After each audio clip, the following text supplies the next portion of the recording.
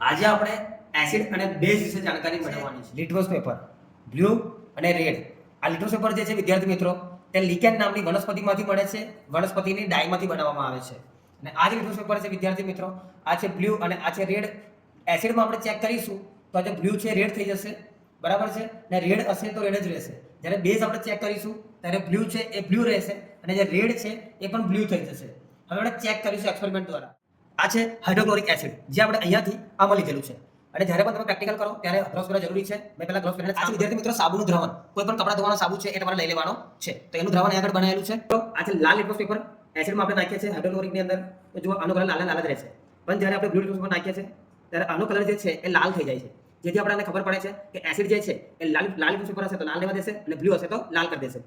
હવે આપણે સાબુના દ્રાવણમાં ચેક કરીશું. તો સાબુના દ્રાવણની અંદર આપણે જ્યારે બ્લુ લિટમસ પેપર નાખીએ છીએ તે સમયે એનો કલર જુઓ, બ્લુનો બ્લુ જ રહેશે, કોઈ ચેન્જ થતો નથી. પણ જ્યારે આપણે લાલ લિટમસ પેપર નાખીએ છીએ ત્યારે એનો કલર અહીંયા આગળ બ્લુ થઈ જાય છે, જેના સિગ્નલમાં હોય છે.